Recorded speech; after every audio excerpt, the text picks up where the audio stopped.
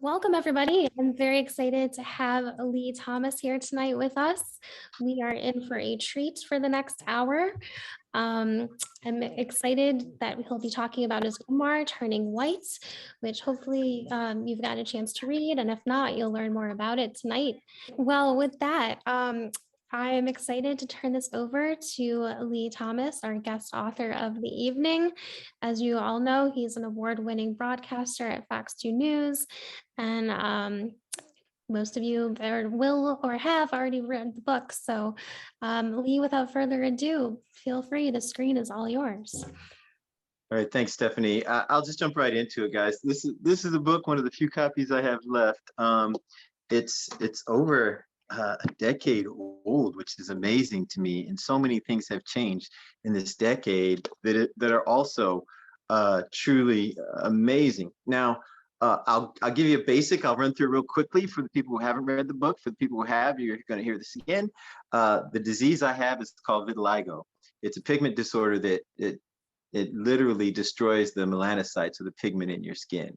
And you can see, if you flip through the book, through the pictures, that it's a progressive disease. It started as kind of a quarter on the back of my head, went to my hands, it spread everywhere. And at this point, it's gone. It is gone. So it's one of those things that are unpredictable. You don't know what's going to happen. And you just kind of have to accept it as it goes, and it's not an easy route. So I got it when I was in my late 20s, mid to late 20s. So it's been well over 25 years since I've had the disease. 26 years since I've had vitiligo, and it wasn't always as drastic. It started off where I could cover it a lot on my hands and on my scalp, or on other places that people didn't see. So for a long time, I just covered it with makeup. And it's interesting because I never really called it hiding. I always called it covering with makeup, because being on television, it's the only job I've ever known. My first job on TV was at the age of 19. I was in college and got my own show. And I always call it just wearing makeup, because you had to wear makeup for TV anyway. You're covering up a blemish, you're covering up anything. People cover up things with makeup. I just called it putting on my makeup. It's like, just have to cover this spot. Until it became more makeup than spot, like it is now. And I had to reevaluate. And that's one thing I continue to do, is evaluate and reevaluate. I'm at the point now where you can see I just have a shadow pigment here, a few places. And I am contemplating not wearing makeup anymore. But that's a conversation that I have with, my support group and trusted friends to see exactly what to do. I like answering this question up front, because a lot of people ask me, why do I wear the makeup on TV? Does anybody else think that? I can't see everybody at once, but does anybody else want the answer to that one? Yeah. Yeah. Yeah.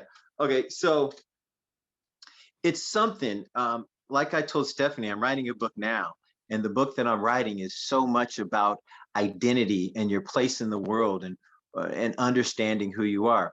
So for me, I was born an African-American child. I always thought I would die an African-American man. But the definition of that usually has to do with your skin color. And so when it isn't that anymore, what does that mean? So when I had two-tone skin, let's put it that way, I had to wear makeup to be uniform. And it's such a drastic look that you would get people not paying attention to what I was saying, more so than the report, because supposedly people on TV, it's not about you. It's supposed to be, a reporter is supposed to be doing stories about different subjects. And if I became the story, then I'm not doing my job. I think Stephanie can vouch for that one. As a journalist, you're in the background, you're taking notes, you do your story, and even on TV, you're presenting different stories. And so I never thought the story was going to be me. But because I'm a television journalist, I have to address these issues, in my opinion. The truth is I didn't have to address it. I could have gone and done something else. I could have not told everyone about vitiligo, but I have. And so the journey may be full circle for me to not wear makeup anymore, because at this point I have to put it on from here all the way to here. And it's interesting that, I don't know, it's like, I'm on Thursdays and Fridays nowadays. And it's interesting because it's, I don't know if people treat me different with the makeup on. Well, they do. Uh, it's different now, or I think of myself different. But when you dream, how do you see yourself? I see myself as a Black man, and for me to give up the makeup would be giving up my Blackness, literally. And so it's a mental process to go through that, to say, when people initially turn on their TV and they see Lee Thomas, I want them to see an African American man that represents everything that is. And so for me to put on the makeup right now is a choice to stay a Black man for now. Now, will that change in the future? It probably will, probably very soon in the future. Will it be as big a deal as it was when I wrote this book, which I was shocked by? I don't know. I think Detroit has seen me. So if you see me not on TV, I don't wear makeup. So everywhere else I go, I look like this. The only time I wear makeup is when I'm working and when I'm on TV. And Detroit has seemed to embrace me so much better than I expected, that I think Detroit would accept me for who I am.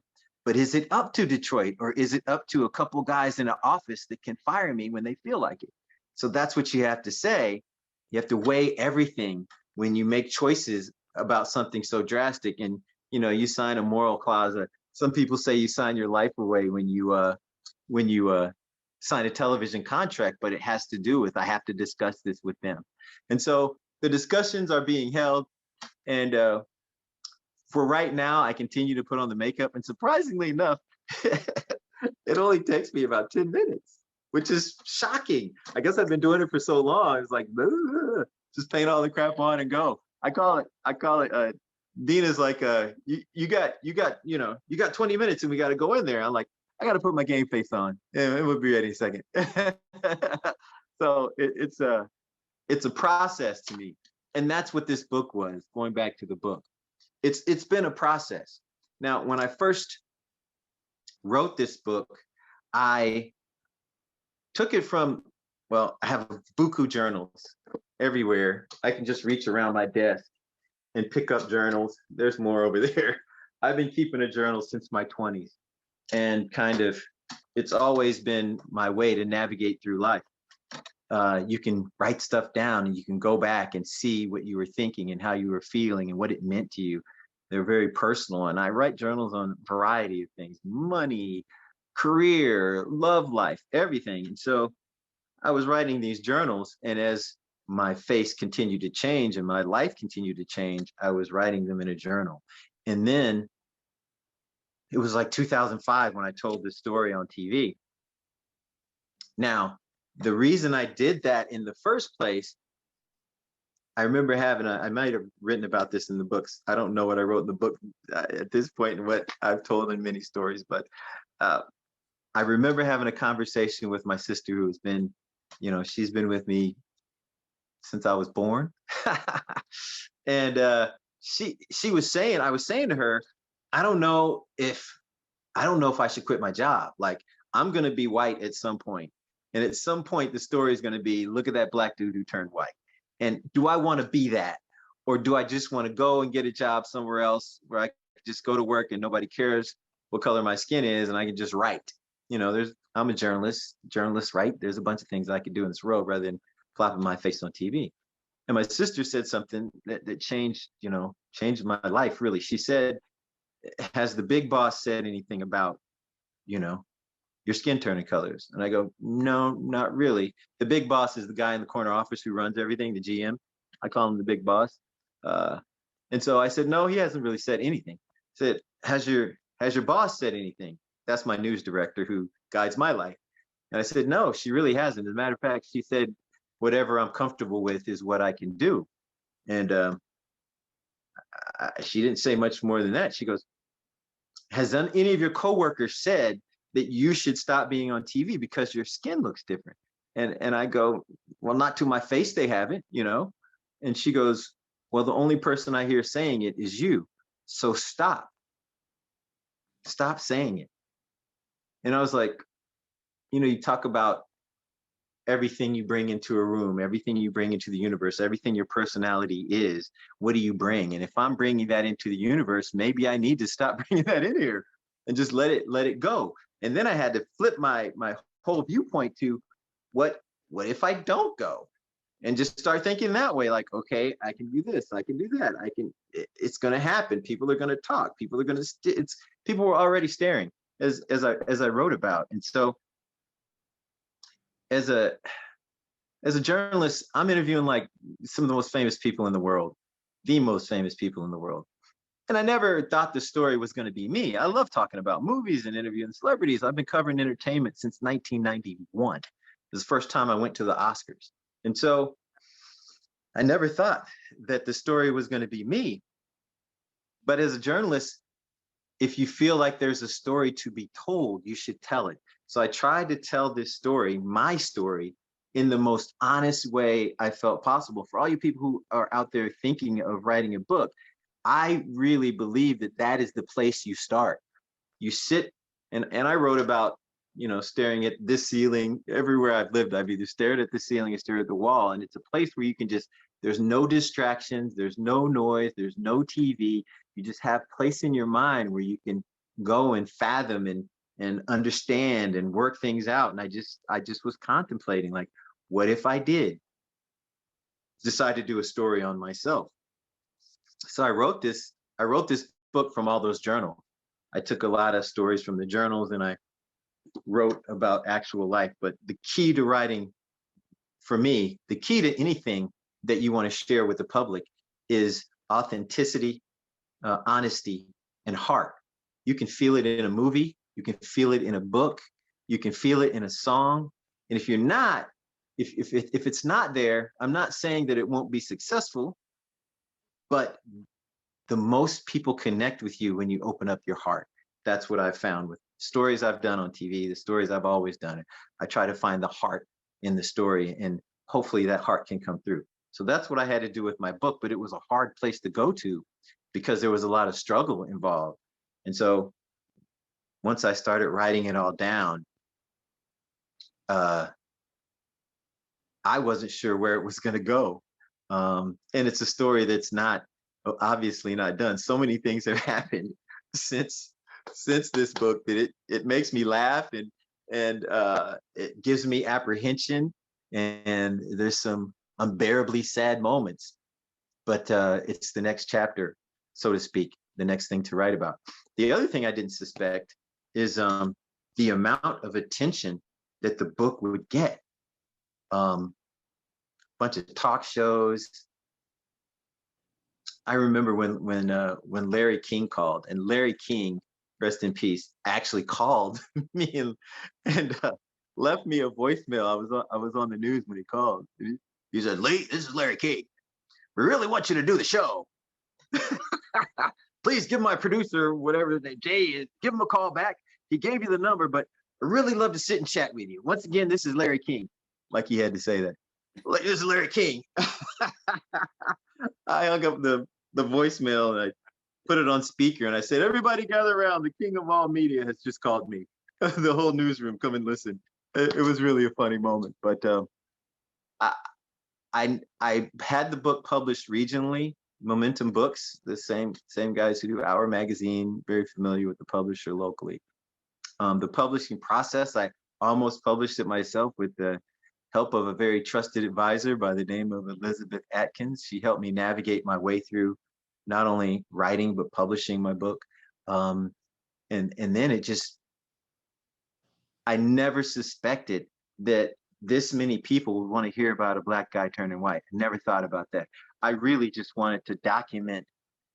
I wrote it on one of the pictures, why I wrote the book.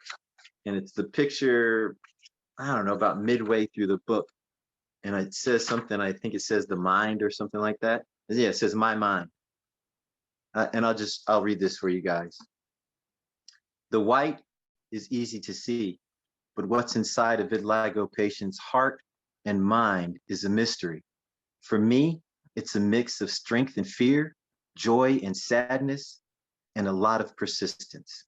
Hopefully, when you now see someone with this disease, you'll be informed and compassionate. That is, it's like midway through the book, right on this page right here. That is the reason I wrote this book, because I remember meeting a kid with vitiligo, and he wasn't handling it very well. And I was a grown man who was not handling it very well, but not gonna give up either. You know, I worked too hard for everything that I had. And so I said, if this book can help one kid, and I can, you know, I helped pay to publish this book, and if I could at least make my money back, I'll be fine, you know. And so that was my ambition when I wrote the book. And so I had no idea.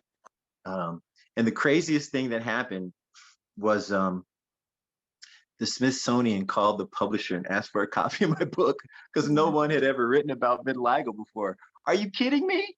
Michael Jackson existed before I had this. He had it, but my book's in the Smithsonian, and of all the things that happened along the crazy route, that's the one thing that always stands out to me. Like, are you kidding me? The Smithsonian called.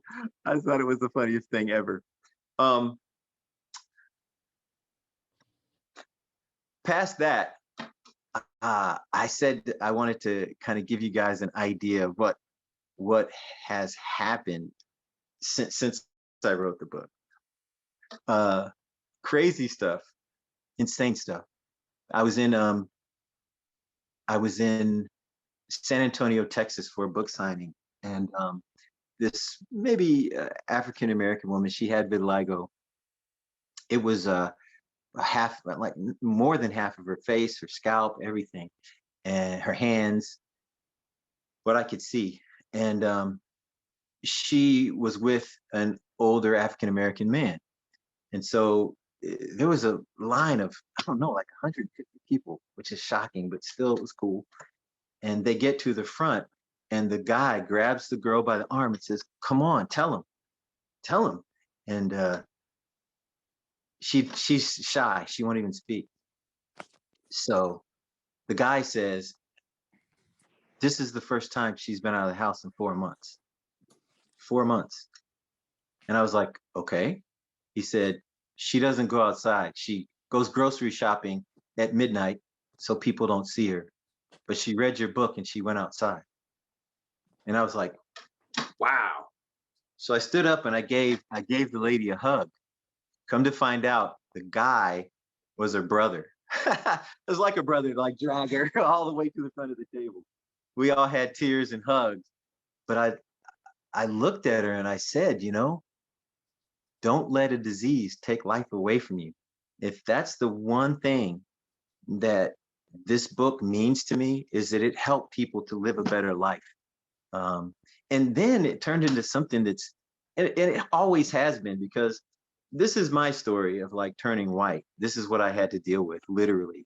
It's really void of color, but it's about anyone who is different, anyone who just has something that they feel makes them different, because most of the time it's the internal dialogue that stops you from doing something, or that stops you from going out. You know what I mean? When you're sitting there going, well, I can't go do this because this little bit of fat on my side is going to show if I wear this outside, so I'll never wear this. Or there's this spot on my leg, or I have a handicap, or I'm disabled, or however you want to, whatever you think stops you from living this life. That's what the book is about. Persistence. Like I said, the thing that has sustained me is persistence. I had to get used to people staring at first. Then I had to get comfortable with people staring. Then I had to get comfortable talking to strangers about my life. And all of that helped me get to this place where I feel like coming out of, I wouldn't say coming out of a cave, but like you're walking your way through a tunnel and you're not sure, but you know the end's down there. I feel like I'm coming out into the light uh, after writing the book, and even in the last 10 years, I have a funny talk show story. So a talk show called me, an old talk show, never heard of it probably, called Montel Williams. It was on TV a long time ago. And so they called and I said I'd come and do the show. It went well. He was a nice dude. But anyway, they called and they booked me. So then um, Ellen calls 2 days after Montel calls. And the guy's name was like Serge, her producer, Booker. What a really funny name. He was a nice guy. So I'm above board. You know how it is, Stephanie, as a journalist, you have to be honest. So they booked for me to go on the show, and I said, hey, I I have another show that I said I was going to do. It's a week before your show, but then after that, I can come to your show. Well, wait a minute. They said, wait a minute, wait a minute, wait a minute. Let me call you back. Calls you back the next day. Is there any idea? You have any idea you can come to us first before you go to Montel? And I said, well, I talked to Montel and I told them that they were next after, what I had just done. And they go, is there any way you can, just switch that and come to Ellen first? And I go, I love Ellen. I've interviewed Ellen twice. She's a nice person, but I'm not kind of person who breaks my word. They never called back. They skipped the booking and I never heard from them again. And that happened a couple of times. It's funny because doing what I do, I want to be first. Most of the time when it comes to celebrity interviews, especially back in the day, I was always the first guy to have them or the only guy to have the celebrity. But I would never not do a story because I wasn't first. And that was a lesson that I learned. Like, wow, that's how these talk shows handle themselves. Very, very interesting. Nothing against Ellen. I don't even know if she was ever knew I was going to be booked. It's just her producers that handled everything and make things happen. Just interesting things like that. And not only that, I ended up like traveling the world. I thought that it was, well, I kind of thought it was going to be my devastating good looks that got me on a national or international platform because of my great journalistic skills. I didn't think it was going to be vitiligo. They had me in San Antonio or San Diego or London or Italy or St. Petersburg, Russia, or all these different places that I've gone to talk to people. But I also have to say it's been a rewarding journey in a way that I never expected. And Kim can attest to this one. All the kids that come through our group, that come in quiet and end up smiling and laughing at the picnic with all the other kids, that is truly the best. And so you try to leave a mark in this blink of an eye of the life that we have. You try to leave a mark and you try to do the best that you can. And I honestly can say there's some mistakes in that book, some typos. Not my fault, the publisher's fault. Anything that's not right, I blame on them. But I'm proud. I'm proud of what this book has done. I'm proud of what it ended up being. And the journey has been more than I ever could have imagined.